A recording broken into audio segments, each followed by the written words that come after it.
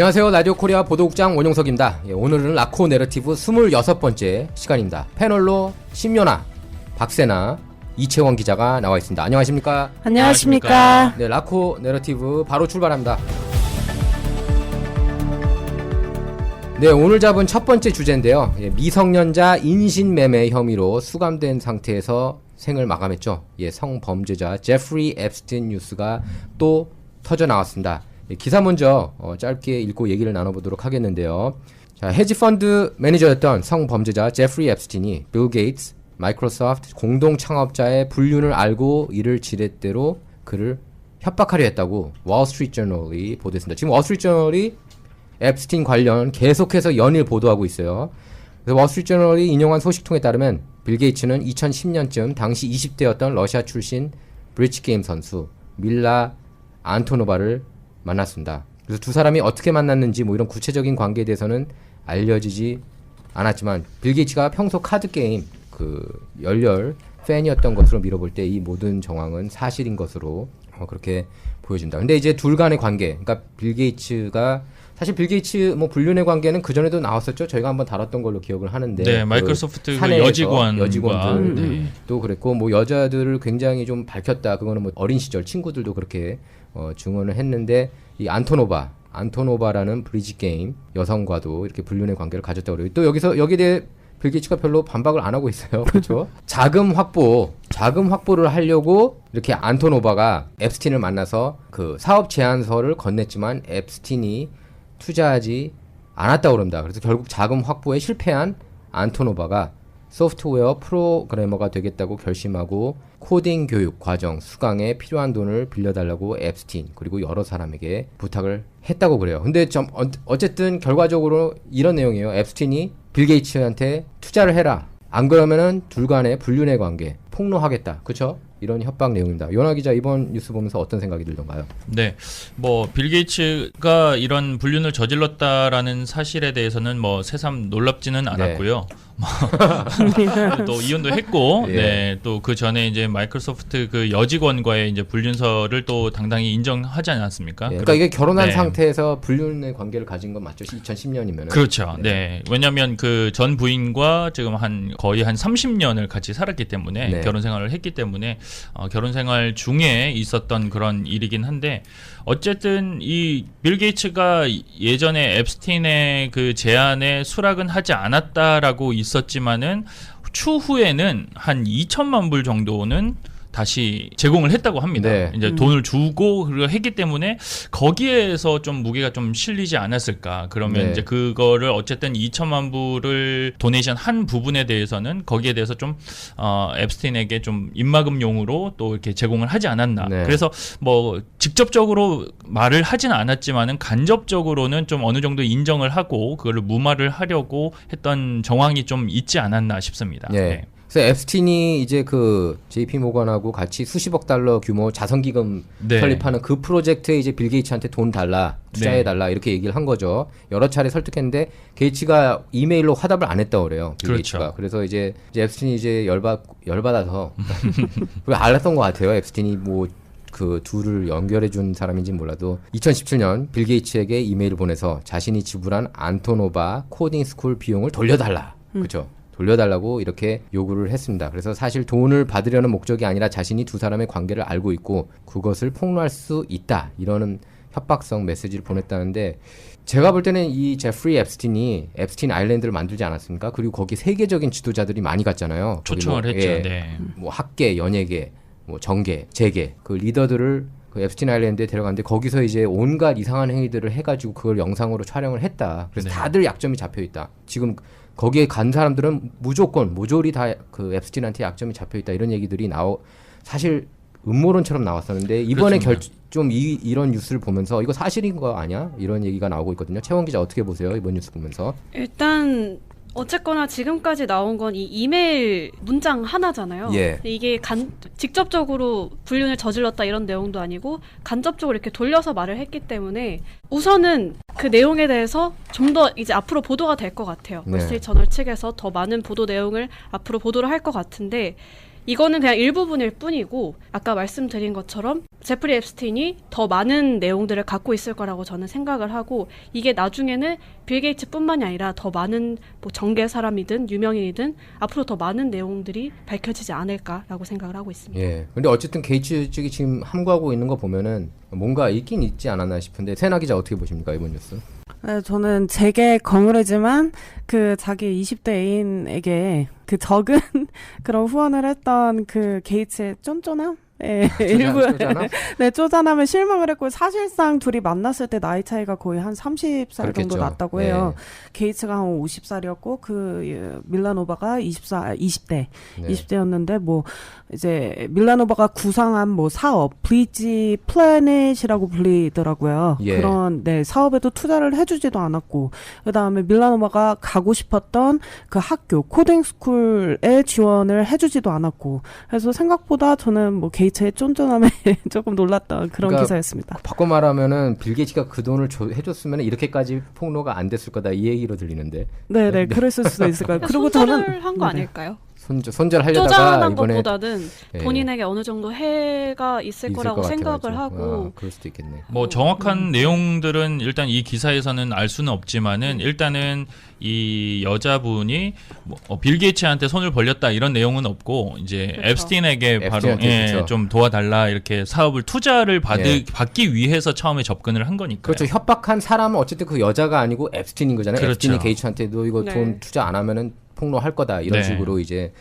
얘기를 했는데 이 사실 이 제프리 앱스틴이 굉장히 논란이 많은 사람이라는 건 여러분께서 이제 다 아실 겁니다. 사실 이거 제프리 앱스틴 스토리는 옛날에 탐사보도 기자 알렉스 존스가 처음으로 폭로를 했었어요. 이게 한 20년 가까이 된 것 같아요.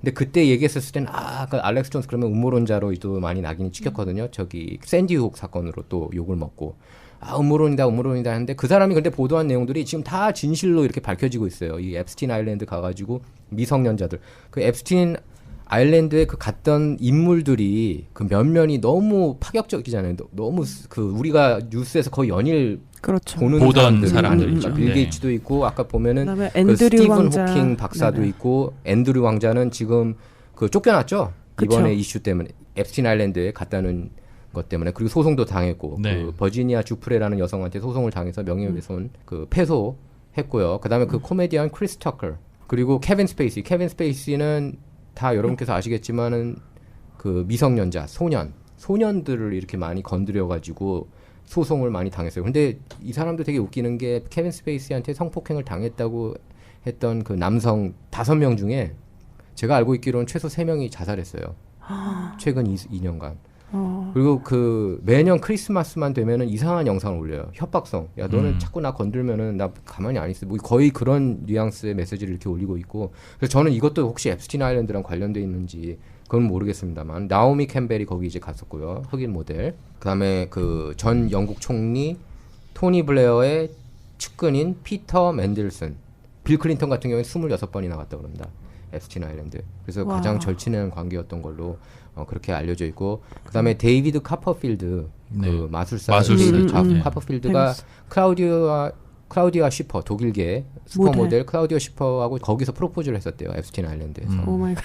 예. 그리고 앱스틴 아일랜드 앞에서 이렇게 수영하는 모습들도 이렇게 사진이 이렇게 인터넷상으로 한때 이렇게 떠돌아 다니기도 했습니다. 빌 클린턴도 나오고 했는데 이 사람이 죽은 다음에 더 이렇게 뉴스들이 쏟아져 나오고 있고 지금 월스트리트저널이 엄청나게 많은 정보를 갖고 있는 것 같아요. 이게 지난주부터 계속해서 나오고 있거든요. 네. 이 뉴스뿐만 아니라 지난주에 현역 윌리엄 번 CIA 국장이 과거에 그러니까 CIA 요원이었을 때 앱스틴 아일랜드에 갔던 것으로 그렇게 또 드러났고 안 간 사람이 없네. 예, 그리고 그 석학 유명한 그 진보 진영 석학이죠. 노엄 첨스키 언론학자입니다. 유명해요. 작가. MIT 명예교수도 역시 앱스틴 아일랜드에 이렇게 다녀온 것으로 그렇게 드러났습니다. 근데 지금 보면은 그러니까 제가 볼 때 그래요. 그 다큐멘터리 보면 굉장히 매력적인 사람이었구나.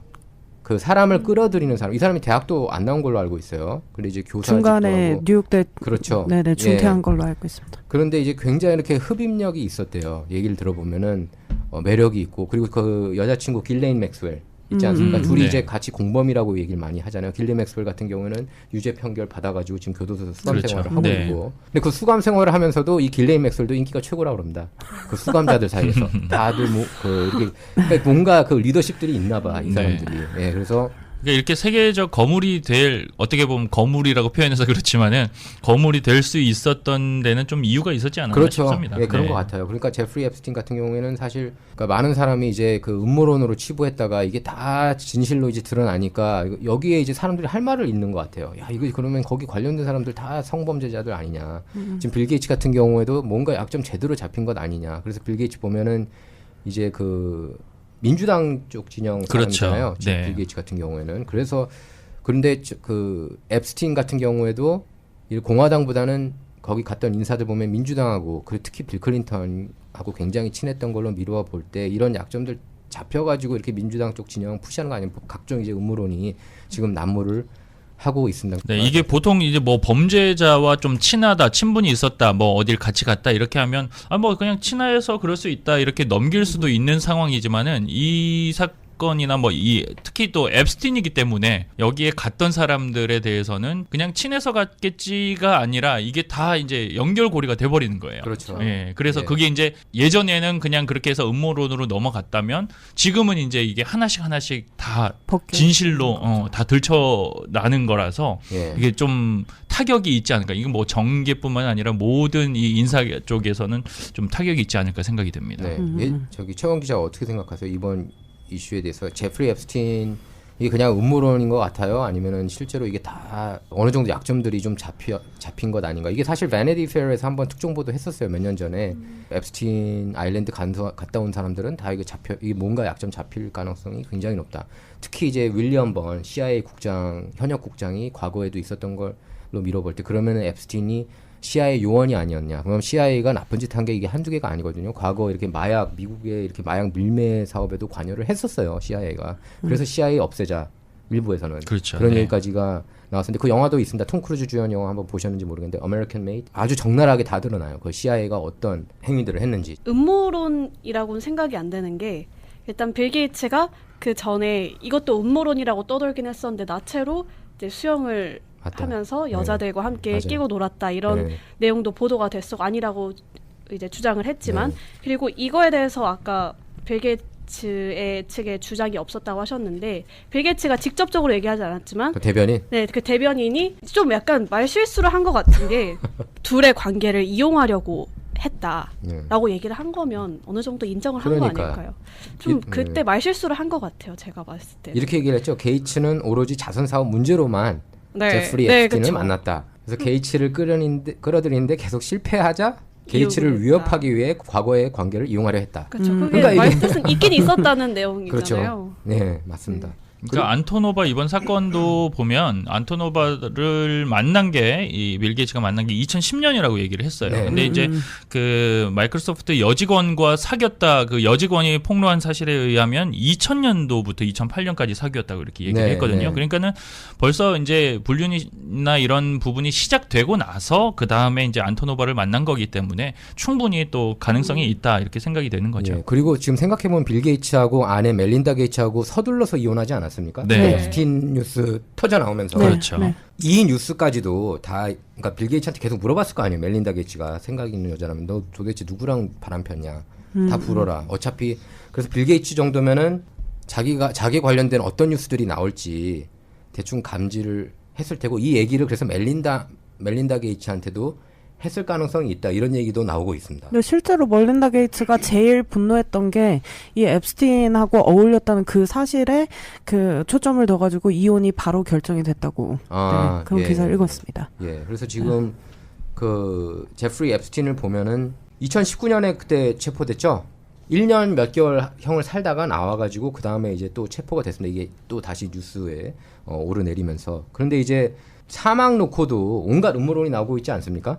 사망이 자살이라고 이렇게 공식적으로 저는 이거 나왔는데 자살 네네 네, 아니라고 결정적으로는 뭐 교도소 안에서 이제 목을 매달고 그렇죠. 자살을 했다라고 돼 있지만은 예. 네네. 그거는 모를 일입니다. 뭐냐면 교도관들이 그때 마침 자리에 졸았다고 없었죠. 그래요. 네. 잤고 그다음에 마침 그때 CCTV가 CCTV에도 고장 났고. 24시간 멀쩡하게 있다가 그 시간에만 또 이게 오작동이 났다고 네. 합니다. 이게 전 죽였다고 봐요. 솔직히 이 저도 정도면은 그렇다고 예, 봐요. 죽였다고 보고 지금 길레인 맥스웰 앱스틴 연인으로 그 앱스틴 범죄를 도왔던 길레인 맥스웰은 작년에 이제 징역 20년형을 선고받았는데 그 길레인 맥스웰 역시 앱스틴은 절대 자살하지 않았다. 타살이다 그렇게 얘기를 했다고 합니다. 자, 어쨌든 좀 어처구니 없는 뉴스이기도 하고 또 솔직히 흥미롭기도 해요. 월스트리트저널이 계속 보도하고 있는데 저도 그래서 매일 지금 WSJ 월스트리트저널 들어가서 이게 앱스틴 관련 뉴스를 소식을 보고 있습니다. 근데 앱스틴이 사망 뒤에 오히려 뉴스에 더 많이 오르내리고 있다는 게 심상치 않아 보인다. 네, 라코 내러티브 두 번째 주제입니다. 예, 일란 머스크하고 조지 소로스가 최근 들어 연일 뉴스에 오르내리고 있습니다. 특히 이제 뭐 일란 머스크 같은 경우는 메인스트림 미디어에서 많이 그 비판하고 있고 조지 소로스 같은 경우는 이제 우파 진영 그리고 이런 그 대한 언론에서 엄청나게 많이 비판을 하고 있죠. 자, 기사 먼저 짧게 읽도록 하겠습니다. 제목이 이거예요. 저희 라디오 코리아에 나온 뉴스인데 일란 머스크, 조지 소로스 맹비난, 인류 싫어해. 이거 세나 기자가 썼죠? 네, 그렇습니다. 맞습니다. 예. 네. 그래서 억만장자 투자자 조지 소로스가 지난 1분기 테슬라 주식 전량을 매각한 뒤에 일란 머스크 테슬라 CEO가 소로스는 인류를 싫어한다 이렇게 밝혀서 논란이 일고 있다 이렇게 보도했습니다. 자, 이게 CNN, 뭐 팍스뉴스 각종 언론에서 보도를 했는데 머스크가 본인 트위터 계정에 이런 글을 올렸어요. 조지 소로스는 엑스맨 영화 아시죠? 엑스맨 악당 매그니토와 같다 이런 트윗을 게재했습니다. 그래서 소로스와 매그니토는 1940년부터 45년 나치 독일이 유대인 민족과 문화를 말살할 목적으로 저지른 대학살 홀로코스트 생존자죠. 근데 이제 소로스 같은 경우에는 앞잡이 얘기를 많이 하고 있습니다. 그 유대인 학살했을 때 이걸 도왔다. 유대인이면서도 유대인 여기 살고 있다. 그거를 이렇게 밀고 했는데 거기에 대해서 매국노죠. 예, 네. 매국노라 취급을 받아요. 유대인 사이에서는. 그런데 이제 60 Minutes에 출연해서 거기에 대해 죄책감을 느끼지 느끼느냐 않는다. 이렇게 질문을 받았는데 아니 그거 누군가 해야 될 일 아니야? 전혀 안 느낀다 이렇게 얘기했고 뭐 어차피 소로스 같은 경우에는 또 그 무신론자예요. 그래서 뭐 그 자기가 저지른 일들에 대해서 뭐 전혀 대가에 대해서도 뭐 두렵지 않다고 얘기를 했습니다. 세나 기자 이거 기사 쓰면서 어떤 생각 들던가요? 저는 머스크가 왜 악당 매그니토라고 표현을 했잖아요. 네. 그게 굉장히 절묘하다고 생각을 했어요. 그리고 실제로 좀 제가 찾아보니까 이 매그니토 별명 전에 소로스가 갖고 있던 별명이 사악한 구세주였다고 해요. 네, 그게 왜 그런가 하면 이 사람이 이제 환투기로 여러 나라를 휘청거리게 했잖아요. 그렇죠. 대표적으로 네, 영국도 그렇고, 네, 영국도 그렇고 뭐 한국도 그렇고 아니면 예, 그래서 네. 전 세계의 수많은 가장들을 자살에 이르게 하고 또 맞네. 동시에 이제 수많은 부인들을 또 과부로 만들고 맞네요. 그런과 동시에 또 그 돈을 가지고 약소국을 지원을 하고 또 그거를 정치 수단으로 사용을 하고 그래서 이 사람의 원래 별명은 사악한 구세주였다고 해요. 그래서 저는 이 새로운 별명하고 옛날 별명하고 이제 절묘하게 맞아 떨어지는 게 정말 기가 막히다고 생각을 합니다.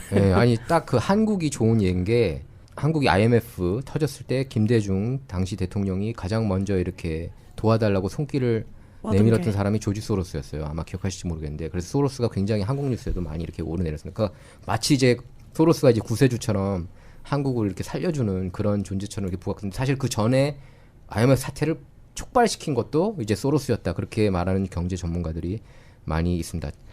최원 기자 이 기사 보면서 어떤 생각을 들었나요? 일란 머스크, 조지 소로스. 저는 일론 머스크가 너무 쪼잔하다고 생각이 든 게 네. 이게 그 조지 소로스가 테슬라를 매각해서. 지난해 4분기에 33만 주 매각을 하고 이제 그때 폭락이 됐었던 시기였죠. 그리고 네. 이제 올해 1분기에 완전 올랐을 때 그걸 팔아서 많은 이익을 벌어들였잖아요. 거기서 갑자기 이 트위터를 올린다는 게 어떻게 이렇게 쪼잔하시라고 생각을 했어요. 저는.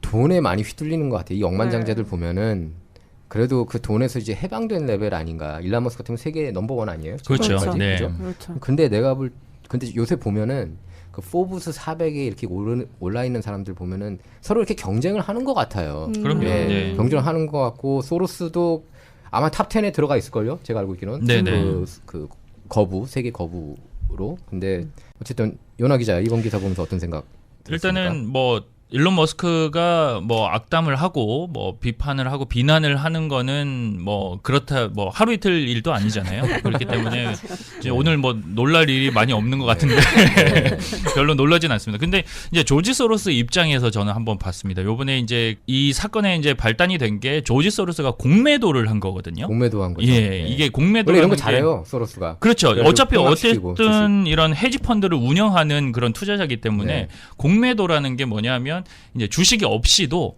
이제 주식 그 회사에다 얘기를 해서 그냥 일단은 빌리는 겁니다. 네. 빌려서 이게 이제 떨어질 거라고 예상을 한 다음에 그러면 이제 그걸 빌려서 나중에는 일단 그 주식으로 갚아야 되는 거기 예. 때문에 만약에 뭐 예를 들어서 뭐 100불에 이제 주식을 샀다. 그러면 얘가 한 80불로 떨어지면 그때 이제 주식을 다시 사서 네. 넘기게 되면 20불의 차익이 있지 않습니까? 그렇죠. 그런 식으로 하는 게 이제 공매도인데 떨어질 거라고 예상을 해서 어마어마한 양을 사들였는데 테슬라 주식은 이제 계속 고공행진을 네. 한 거죠. 그렇기 때문에 결국은 이제 다 갚아야 되기 때문에 조지 소로스가 큰 손해를 입었거든요. 그러니까는 뭐 조지 소로스 입장에서는 어쩔 수 없어요. 테슬라는 재미를 못 본 거네. 그렇죠. 조지 소로스 입장에서는 그래서 테슬라가 열받은 거예요. 그러니까는 조지 소로스 입장에서는 충분히 저는 이해가 되는 상황이고 이것들을 이제 그러니까 타이밍 상에 이렇게 이게 한 게 아닐 수도 있는 거네. 그렇죠. 예. 그래서 일단은 왜 그 맞네. 보도가 CNN인 거 보니까 네네. 뭔가 편향적인 그게 어쨌든 예, 제가 한번 찾아보니까는 지금 우리 기사 내용으로서는 뭐 일단은 일론 머스크가 좀 잘못했다. 조지 소로스가 왜 그거를 그렇게 투자를 회수를 했을까? 이제 그 내용 중요한 내용은 빠져 있더라고요. 근데 네. 확인을 해보니까 공매도를 했고 이게 공매도 자체는 이제 떨어질 거를 예상을 하고 그렇죠. 사야 되는 겁니다. 네. 근데 이제 올랐기 때문에 그만큼 조지 소로스는 피해를 입은 거고요. 예. 그렇기 때문에 당연히 뺀 게 당연한 거거든요. 예. 누가 그거를 또 계속해서 묻어두겠습니까? 맞아요. 예, 그런 부분에서 좀 오해의 여지도 있었지 않았을까.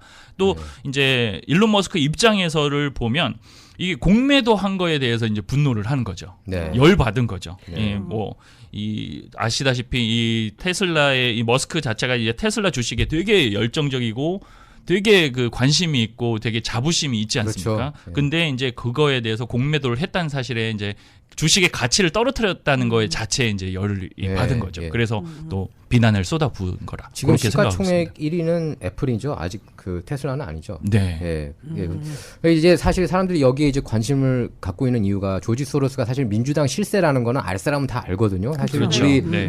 우리 삶에 가장 큰 영향력을 미치는 사람은 저는 조지 소로스라고 봐요. 그 맞습니다. 예를 들면 조지 가스건 LA 네, 카운티 네. 검사장을 가장 많이 후원금 준 사람이 이제 그 조지 소로스 쪽 팩이고 물론 직접 둘이 만나고 이런 건 아니에요. 그래서 이제 그렇죠. CNN하고 민주당, 그런 데서는 예. 이제 실드를 쳐요. 둘이 직접 만난 적 없어. 막 이런 하지만 직접 만날 필요도 없고 그 정도 건물이 그렇죠. 다 이렇게 네. 건너서고 뭐 저기 뉴욕 같은 경우에는 그 알빈 브래그 그 검사장을 굉장히 많이 후원을 했습니다. 그것도 이제 직접 만난 적은 없지만 이렇게 팩을 통해서 알빈 브래그가 결국 트럼프 기소시켰잖아요. 네. 그러니까 그걸 원하는 거예요. 이렇게 세상을 바꾸고 있고 제가 볼 때 범죄가 급증하는 주 원인 중에 하나가 전 소로스라고 봅니다. 소로스가 한번 그렇게 얘기를 한 적이 있었어요. 과거에 미국을 나는 무너뜨릴 거다. 과거에 그렇게 인터뷰 발언을 한 적이 있기 때문에 또 이 사람을 절대 우리가 무시할 수가 없는데 일론 머스크 같은 경우는 사실 보수 진영 인물은 아니었죠. 일론 머스크는 그 기후 변화에 대응한다는 차원에서 전기차 출범시켜서 그 테슬라를 데이트 시키지 않았습니까? 근데 이제 그 일론 머스크 같은 경우에는 진보 진영이 너무 좌로 가고 있다.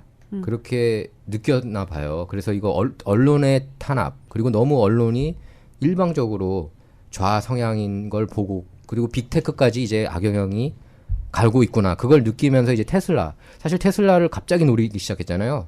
그 일론 머스크가 왜냐하면은 트위터가 계속해서 이제 우파 진영 사람들 계정을 폐쇄시키고 샤도우밴 계정 숨김이라고 그러죠. 네. 샤도우밴 시키면서 뭐 이건 유튜브에서도 일어나고 있는 일이지만 이건 문제 있다. 그럼 일론 머스크 같은 경우에는 그 표현의 자유 굉장히 옹호하거든요. 그래서 이걸 살 생각을 이제 치밀하게 했던 걸로 그렇게 이제 드러난 거죠. 그래서 샀어요. 그래서 트위터 파일을 다 공개했더니 온갖 각종 내용들이 나왔잖아요. 뭐 코로나19 백신 관련해서도 그렇고 트위터 파일 통해서 FBI가 어떻게 대선 개입했는지 그런 내용까지도 이제 있었단 말이에요. 거기에 그 말도 안 되는 그런 내용, 충격적인 내용들이. 그러니까 이런 걸 공개하니까 이제 메인스트림에서는 싫어하는 거죠. 자기네들을 이렇게 그 비판하는 거나 마찬가지이기 때문에. 그래서 이제 어떻게 보면 일론 머스크가 자기 뜻과는 달리 우파 진영의 영웅 중 한 명으로 떠오른 거예요. 이런 내용들을 그러니까 알지 못했던 내용을 이제 알게 됨으로써. 근데 일론 머스크는 이제 단지 자기가 그렇게 얘기를 했어요. 최근에 그 HBO 인터뷰에서도 나는 우파 인물이 아니다. 내가 우파 인물이면은 기후 변화를 위해서 이렇게 앞장서서 싸우겠냐? 왜냐면 우파 진영에서는 기후 변화를 회의적으로 그렇죠. 많이 보지 않습니까? 근데 내가 가장 최전선에서 싸우고 있는 사람인데, 근데 지금 좌파 진영이 미쳐 있다. 그렇게 얘기를 했었어요. 그 일론 머스크가. 그러면서 이제 우두머리에 조지 소로스가 있다고 이제 파악을 한 것 같아요. 일론 머스크도 최근 들어서 이제 그 전에는 이렇게 이 사람도 그렇게까지 정치적인 인물이 아니었는데 최근에 정치 개입을 많이 하잖아요. 발언도 많이 하고. 예, 그러면서 소로스를 이렇게 겨냥하는 게 아닌가 싶습니다. 둘이 또 경쟁 관계이기도 합니다. 이게 이 조지 소로스가 지금 이 헤지 펀드를 통해 가지고 투자를 하고 있는데 이 투자하는 회사가 또 포드예요. 포드? 예, 포드도 저 전기차잖아요. 그렇죠. 전기차를 지금 막 생산해내고 정말 좀 미국 어떻게 보면 테슬라보다 원래 이제 가장 강세였던 그런 자국차였지 않습니까? 그렇기 때문에 포드를 투자를 하고 하기 때문에 좀 경쟁 관계에서 미묘한 좀 신경전이나 이런 거 미묘했다면 지금은 이제 대놓고 신경전을 펼치고 있는 거죠. 그리고 이제 소로스의 영향력도 이제 많이 알게 된 것 같아요. 왜냐하면 소로스를 보면은 이 사람 제가 볼 땐 굉장히 머리가 뛰어난 사람이고 치밀한 사람이고 시스템을 완전히 제가 볼 때는 거의 접수를 했어요. 그 사실 메인스트림 미디어도 마찬가지지만 그 예를 들면 팩트 체킹 사이트 같은 경우에는 이제 미디어 매터스가 대표적인 사이트가 있거든요. 미디어 매터스. 근데 미디어 매터스 같은 경우에도 그 후원금 중 상당 액수가 이렇게 그 뿌리를 찾다 보면 이제 소로스한테 자금을 많이 받고 있고, 그 정치인들 중에서는 이제 우리가 뉴스에서 알만한 사람들 중에 소로스 자금 안 받는 사람은 거의 없을 정도예요. 그렇죠. 그래서 사실상 이렇게 접수한 걸 보고서 그 일론 머스크도 아마 이거를 파악했을 겁니다. 지금 조지 소로스는 매일 뉴스에 나오고 있어요. 소로스가 지금 매일 뉴스에 나오고 있고 본인도 이제 숨기지 않고, 옛날 같은 경우에는 소로스 언급하면은 우리가 앱스틴 언급하듯이 그 음모론인데 이제는 음모론 얘기도 안 나고 이 사람이 이제 수면 위로 올라온 상태고, 지금 소로스로 끝나는 게 아니라 그 아들, 소로스 아들 알렉산드리아 소로스가 있는데 그 사람은 벌써 바이든 정부가 들어온 이후에 10번 이상 백악관 방문한 것으로 그렇게 알려져 있어요. 그 바이든하고 이렇게 직접 대면에서 미팅을 한 것으로 그렇게 알려졌습니다. 그러니까 이렇게 엄청난 영향력을 발휘하고, 솔직히 트럼프 같은 경우에도 여러분 기억하실 거예요. 작년에 기소됐을 때 그 검사를 비판하기보다는 누굴 비판했어요? 소로스 비판했어요. 그렇죠. 네, 맞습니다. 배우에 소로스가 있다고. 예, 이렇게 얘기를 했죠. 이건 트럼프가 올린 성명입니다. 뭐 그 기소됐을 때 정치적 박해이고 역사상 가장 고강도의 선거 개입이다. 그러면서 마가 운동을 짓밟기 위해 마녀 사냥을 급진 좌파 민주당원들이 벌여왔는데, 그러면서 이 얘기를 했습니다. 조지 소로스가 직접 선택해서 선거 자금을 제공한 알빈 브렉 맨해튼 지방 검사장은 치욕적인 존재다. 이렇게 그 투자의 귀재이자 그 진보 진영 대표적 기부자인 소로스를 이렇게 직접 지목을 했어요. 원래 트럼프가 옛날에 한번 소로스를 옹호한 적도 있었어요. 너무 소로스 까지 마라, 한때는. 근데 알게 된 것 같아요. 소로스의 영향력이 이런 일부 영역에만 국한된 게 아니라 전방위적으로, 제가 볼 땐 저희들의 삶도 어느 정도 저는 소로스 영향권 안에 저희들이 이제 들어가 있다고 봐요. 그렇죠. 그 정도로 지금 이 사람의 그 막강한 영향력, 그리고 합법적으로, 이 사람이 불법적으로 그런 것도 아니고 합법적으로 이렇게 모든 일을 추진해 나갔습니다. 그 비영리 단체, 예를 들면 그 오픈 소사이어티 같은 경우에 보면은 이 사람의 영향력을 더 자세히 알 수가 있어요. 이걸 너무 길어져서 제가 오픈 소사이어티에 대해서는 자세히 얘기는 안 하겠지만, 그러니까 팩트 체킹 사이트, 메인스트림 미디어, 그리고 소로스 옛날에 비판하면 뉴욕타임스가 일면에 나와서 막 음모론이다 막 이런 식으로 이렇게 옹호하는 거 보면은 이 사람의 영향력이 보통이 아니구나.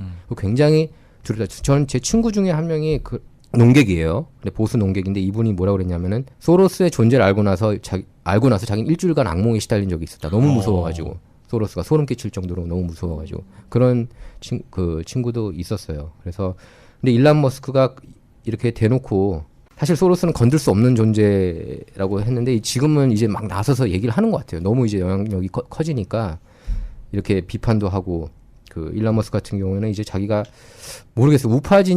자기가 우파 진영이라는 거 아직은 인정 안 했죠. 인정은 안 하지만 네. 성향 자체는 조금 어느 정도 그렇게 가고 있는 것 같아요. 네. 그 기후 변화 이슈 빼놓고는 그렇죠. 지금 그 왠지 이렇게 리더가 돼 가고 있는 모습이고, 지금 뉴스 보면은 이제 트럼프는 대선 출마해서 이제 요새 이제 다시 언론에 오르내리고 있지만, 트럼프가 사실 잠수기를 좀 타지 않았습니까? 그렇죠. 언론에서 별로 안 다룬 적이 있었는데 그때 트럼프를 대신해서 연일 까였던 인물이 시체말로 까였던 인물이 맞아요. 머스크 아니었습니까? 머스크죠. 네. 맞아요. 그러니까 조지 소로스를 뭐 진짜 어떻게 보면 아무도 못 건든다고 하는 조지 소로스를 유일하게 지금 이제 대항마가 나타난 거죠. 네, 건들 그런 수 것 있는. 같아요. 네. 그리고 이런 사람이면 제가 볼 때 일란 머스크도 누구 눈치 보는 사람이 아닌 것 그렇죠. 같아요. 전혀 네. 안 보죠. 네, 누구 눈치 보는 사람이 아니기 봤으면 때문에 그렇게 안 하죠. 네.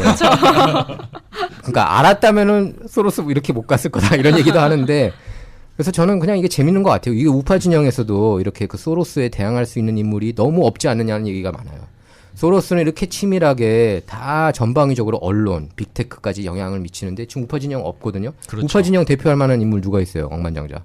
없어요. 솔직히 트럼프밖에 없다. 근데 네. 트럼프는 이제 아예 그 정치 쪽으로 네, 이제 아예 그냥 그 편향을- 전방위에 네. 있는 인물이고 이렇게 배우 세력으로 그 영향력을 끼치는 제가 볼 때는 베일 뒤에서 영향력 미치는 거는 소로스가 훨씬 더 센 것 같아요. 트럼프보다. 그렇죠. 네. 예, 근데 거기에 맞설 만한 보수 인물이 없다는 비판이 나오고 있습니다. 그럼 보수 쪽은 너무 돈 버는 데만 혈안돼 있다. 또 그런 비판도 나오잖아요. 도대체 이렇게 사회적으로 영향력을 안 미치고 뭐 했느냐. 게을렀다. 이런 비판도 나오고 있습니다. 과거에 뭐 코크 형제가 있거든요. 코크 형제라고 그 기름 쪽 돈 부자가 있었는데 그 중에서도 이제 한 분은 돌아가셨어요. 그래서 그쪽 영향력이 너무 소로스에 비해서는 터무니없다. 그러니까 제가 볼 때 저는 그런 것 같아요. 그 진보 진영이 더 부지런한 것 같아요. 그러니까 네. 우파 진영의 그 색깔들을 지금 못 내고 있는 거죠. 우파 같은 경우에는 보통은 이제 다른 사람이 잘못되더라도 한 사람만 잘 되면 그 사람이 이제 전체를 이끌어간다 이런 개념이기 때문에. 네. 근데 그 이끌어줄 사람이 지금 없는 거죠. 맞습니다. 네, 맞습니다. 어쨌든 일란 머스크 그리고 뭐 보수 진영에서 좋아하는 인물로 부상했다는 것도 아이러니하고 소로스는 특히 민주당 실세로 통하는 인물인데 이들이 충돌하고 있다는 건 어쨌든 관심을 갖게 하는 일이 아닐 수 없습니다. 자, 세 번째 주제는 미국인들 불만이 커지고 있다는 그런 뉴스인데요. 기사 먼저 짧게 읽도록 하겠습니다. 이게 제목이 이겁니다. 미국인 5명 중 1명만 나라 올바른 방향으로 가고 있다. 이런 제목인데요. 미국인 5명 중 1명만이 나라가 올바른 방향으로 가고 있다고 생각한다는 여론조사 결과가 나왔습니다. 이게 AP통신하고 시카고대 여론연구센터가 지난 11일부터 15일 조사한 건데요. 미국 성인 1,680명을 대상으로 했기 때문에 이거는 꽤 공신력 있는 그런 여론조사라고 할 수가 있겠습니다. 그리고 응답자 21%만이 올바른 방향으로 나가고 있다. 이렇게 밝혔는데 요나 기자 네. 어떻게 생각하십니까? 이번 뉴스. 이게 뭐 미국인 5명 중 1명만 나라가 올바른 방향으로 가고 있다지만은 미국인 5명 중 4명은 제대로 가고 있지 않다라는 그렇죠. 말이거든요. 네. 그러니까는 지금 이 미국의 이 방향성에 대해서 심각하게 정치적으로만 개입을 하고 이렇게 이야기를 할 게 아니라 이 국민들 자체도 이게 잘못됐다, 잘못 흘러가고 있다라는 걸 인지를 하고 답변을 한 거기 때문에 정말 이 미국의 이 방향성에 대해서 앞으로 또 내년에는 또 대선이 또 준비가 돼 있고 그렇죠. 예정이 돼 있는데 이 방향성을 좀 더 잘 잡아야 되지 않을까 생각이 됩니다. 네.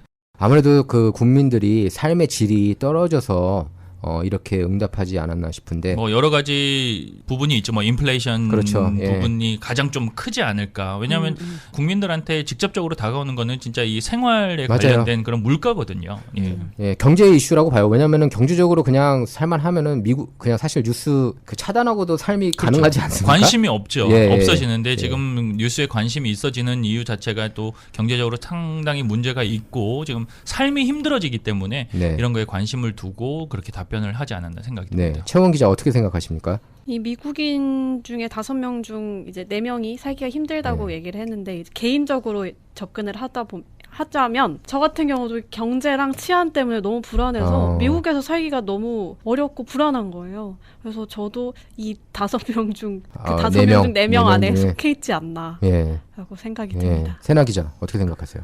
네, 저도 이제 뭐 기자로서 아니면 개인적인 경험으로 비춰봤을 때 지금 미국이 옳은 방향으로 나아가고 있다고는 생각하지 않거든요. 네. 첫 번째로는 뭐 경제적인 이유가 있을 것 같은데 지금 인플레이션 제가 피부로 느끼는 인플레이션이 너무 극심하고 네. 일례로 며칠 전에 제가 떡볶이집 여기 유명한 떡볶이집을 갔는데 30불? 아, 3, 40 분? 1인분이요? 아니면 2인분이요? 그 뭐 콤보로 된 거긴 한데 그래도 떡볶이 가격이 한국에서 뭐 5,000원 뭐 이렇게 하면은 뭐 쉽게 먹을 수 있는 음식도 진짜 말 그대로 서민 음식이라고 불리는 떡볶이도 그 정도 맞아요. 내야 된다는 뭐 기름값도 그렇고 그게 첫 번째 이유고 그다음에 두 번째 이유로는 얼마 전에 그 왜 듀럼 특검이 트럼프 러시아 내통 스캔들 하면서 네. 최종 보고서를 발표하지 않았습니까? 예.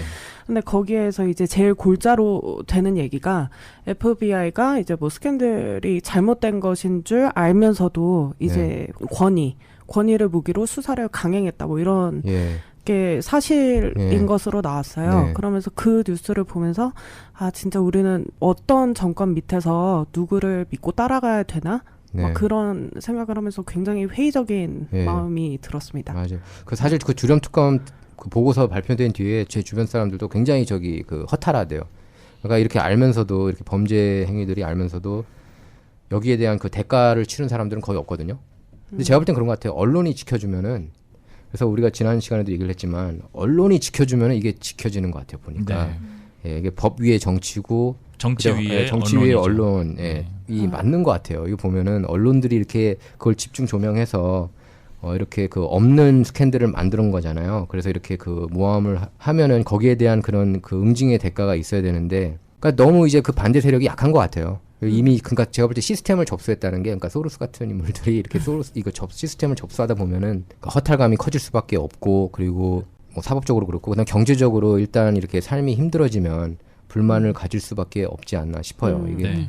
예. 일단은 뭐 바이든 대통령의 지금 뭐 국정 지지율도 한 뭐 지난달과 비슷하게 한 40%에서 이번 조사에서 그렇게 나왔더라고요. 네네 이제 왔다 갔다 하는데 40%라고 하지만은 반대가 60%거든요. 그렇죠. 그러니까는 이게 상당히 지금 미국인들이 지금 부정적인 영향을 시각으로 지금 정부를 바라보고 있고, 이게 꼭 바이든이 잘했다 잘못했다를 따지기 전에 일단은 뭐 세계 정세도 그렇고 전체적으로 지금 상황이 많이 안 좋습니다. 네. 코로나부터 시작을 해가지고 우크라이나 러시아 전쟁도 그렇고 지금 뭐 여러 가지 뭐 G7 회의를 그렇죠. 통해 가지고도 뭐 서로 이제 협의를 하고 이렇게 하는데, 주된 거는 일단은 러시아가 너무 지금 일단 크게 지금 전 세계적으로 영향을 좀 미치고 안 좋은 영향을 미치고 있기 때문에 일단은 하나하나 좀 국제 정치나 정세적으로 조금 해결을 좀 해 나가면서 해야 좀 미국 정세도 지금 미국도 지금 뭐 디폴트 때문에 지금 네, 맞아요. 지금 얼마 기한도 남지 않았지 않습니까? 그렇기 때문에 상당히 지금 불안해하고 모든 사람이 지금 이걸 어떻게 해야 되나. 네. 왜냐하면 디폴트가 국가 부도가 나면 이제 나라만 그냥 정치적인 문제가 아니지 않습니까? 그렇죠. 이거는 실생활로 네. 미국민들 자체의 실생활로 다 영향이 오는, 직접적으로 영향이 오는 부분들이기 때문에 일단은 좀 지혜롭게 그냥 바랄 뿐입니다. 지혜롭게 네. 잘 처리를 해주길 바랄 뿐입니다. 네. 네. 이번 그 조사 보면은 이제 정당 지지층별로 이렇게 좀 나뉘었는데, 민주당 지지층에서는 36%가 그래도 낙관적인 견해를 보였고요. 그런 반면에 공화당 지지층 수치는 7%에 불과했습니다. 그래서 민주당 지지자 중에 41%는 경제가 좋다고 또 그렇게 얘기했어요. 그러니까 부자들이 많은가 봐. 네, 어떻게 이렇게 생각할 수 있는지. 또 반면에 공화당 지지층은 7%만 경제가 좋다 이렇게 얘기를 했습니다. 이게 삶이 이렇게 차이가 크게 느끼네요. 예, 민주당 지지자 그래도 41%가 경제가 좋다고 밝히는 거는 전기차를 몰아서 그런 건지, 네? 왜 이렇게 느끼는지 모르겠어요. 지금 보면은 진짜 모든 물가가 비싸고, 얼마 전에도 제가 얘기 한번 했지만 청국장 그냥 혼자 한번 가서 먹었는데 20불 나온 거예요. 청국장이 점심 때. 팁까지 하면 거의 30불 나오죠. 예. 그쵸. 발렛까지 네. 하면 또 예. 그리고 제가 누차 얘기했지만 갈비탕 그때 둘 먹었는데 70불 가까이 나온 적이 있었고, 아니 이게 그러니까 이게 돈이 아깝다는 생각이 드는 거예요. 거기다 팁도 더 오르지 않았을까? 15% 내면은 왜 이렇게 적게 내? 약간 그런 느낌 아니에요? 기본이 언젠가부터? 18%에서 20%. 아니 근데 언제부터 그렇게 된 거예요? 옛날에는 10에서 15% 아니었어요? 한 그렇죠. 2, 3년 전부터. 팬데믹 네, 이후에 맞아요. 이게 급격하게 좀 바뀐. 그러니까 어렵게 산 김에 그냥 내친 김에 더 후하게 줘라 이건가요? 왜냐하면 또 이 식당이나 이런 업계에서도 기회였거든요. 이제 코로나 때문에 물가들이 다 어렵고 이렇게 네. 할 때 그걸 지키고 있자니 힘든 것도 마찬가지지만은 다른 사람들이 다 올리니까, 네. 다른 업체들이 다 올리니까 이 기회는 이때다 하고 이제 올릴 수 있는 것들은 조금씩 다 올린 것 같아요. 그래서 어쨌든 이 뉴스만 놓고 볼 때는 바이든한테는 좀 부정적인 거죠. 그렇죠. 그렇죠. 네. 그런 반면에 이제 트럼프나 드산테스 그분들한테는 이제 그 유리하다고 볼 수가 있는데, 이제 트럼프는 그렇게 얘기를 했어요. 얼마 전 CNN 토론회. 그래서 경제가 이렇게 안 좋은데 당신이 어떻게 가서 이렇게 바꿀 수 있겠느냐. 근데 트럼프가 그때 뭐라고 대답했냐면, 기름을 엄청나게 푸겠다. Drill baby drill. 미국에서 기름 그냥 계속 퍼나르겠다. 그러니까 알래스카든 뭐든 그래서 이게 기름값을 낮추겠다는 거예요. 기름값 낮추면은 인플레이션 떨어지는 건 그건 맞거든요. 여기 이 대답에 대해서는 어떻게 생각하세요?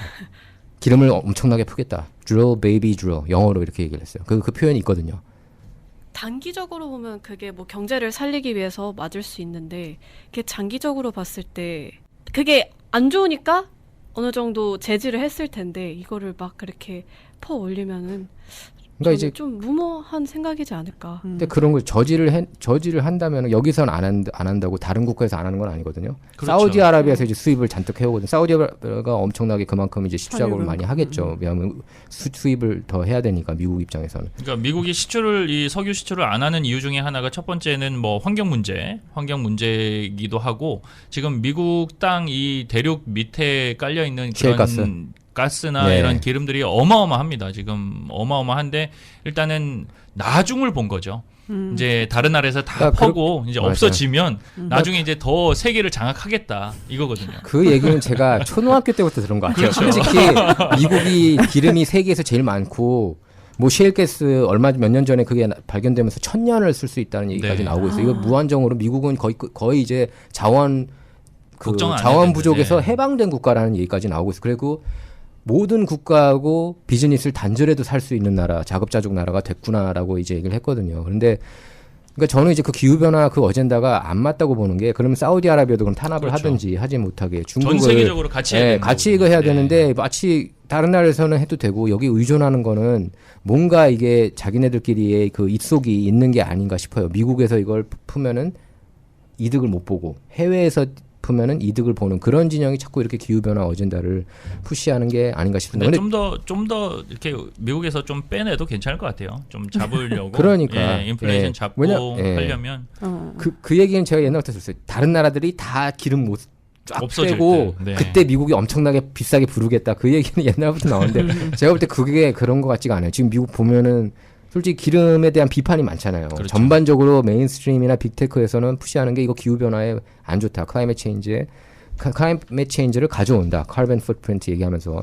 근데 이렇게 부르짖는 사람들을 보면은 얼마 전에 그 기사가 나왔는데 그 레오나르도 디카프리오 그리고 뭐 엘고 비행기를 하루 1년에 뭐 36번씩 타고 운동하는데 카본 풋프린트 개인 카본 풋프린트가 뭐 50몇 배야 일반인들. 네. 그 사람들이 그러면은 그 일반인들을 그렇게 못 쓰게 하면서 자기네들도 그러면은 그 모범적으로 완전 하지 모순. 않고 네네. 예? 모순이죠. 줌으로 하든지 할 수 있잖아요. 줌으로 하면은 안 돼? 왜 개인 비행기를 그러니까 이게 조금만 생각해 보면은 앞뒤 전후가 안 안 맞고 맞죠. 예. 그리고 저는 이제 트럼프 그 정책에 전적으로 동의하는 게 그 기름 퍼야 되는 게 퍼야 됩니다. 삶이 힘들어져요.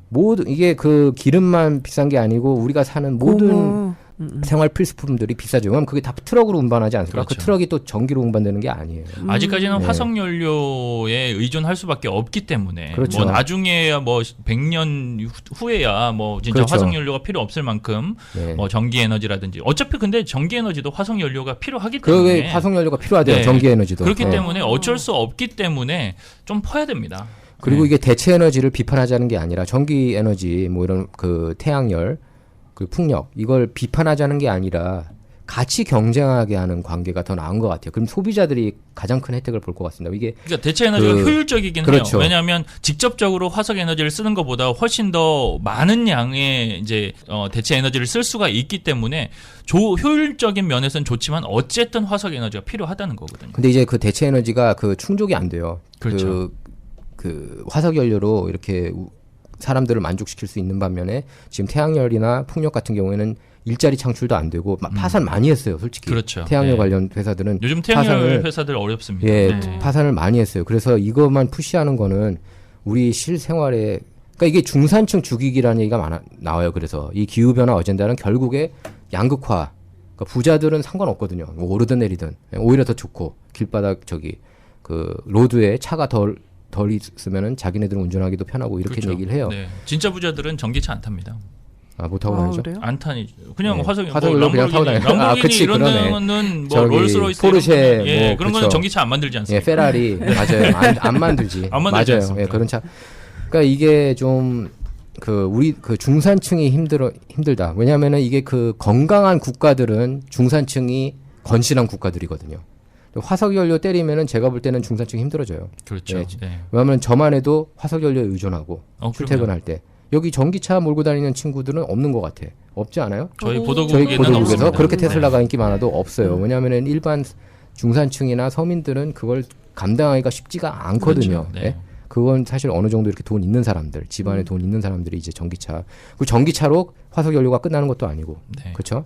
그래서 제가 볼 때는 아마 저기 론 디샌티스 플로리다 주지사는 에너지 정책은 아직 발표하지 않은 것 같은데 아마 비슷한 정책 내놓지 않을까 싶어요. 트럼프랑 거의 정책들이 비슷해요 보면은 플로리다 주 운영한 걸 보면은 그러면은 중산층한테는 이게 쌍수를 들고 반길 일이 아닌가 싶습니다. 저는 이제 개인적으로 그렇게 그 화석연료를 더 태우겠다는 게 저는 좋게 느껴져요. 뭐 당연히 환경 생각해야죠. 하지만 당장 삶이 좀 풀려야 된다. 우리 실생활에. 우리 이거 네. 지금 월급을 받으면서 이게 살 수 있는 그 힘들 그 그 바잉 파워 약해진 거 느껴지지 않아요? 그럼요. 네. 네. 그럼 그 바잉 파워라도 좀 세지기 그러니까 저희는 위해서는 사는 입장이긴 하지만 예. 또 비즈니스를 하는 입장에서는 얼마나 더 힘들 거예요. 그러니까요. 예, 그래서 화석연료 저는 좀 다시 이렇게 부활시켰으면 하는 바람입니다. 자, 라코 내러티브 오늘 방송은 여기서 마치도록 하겠습니다. 예, 청취자 여러분 소감은 저희 유튜브 게시판을 통해 전해주시기 바랍니다. 애청해 주셔서 감사합니다. 감사합니다. 감사합니다. 감사합니다.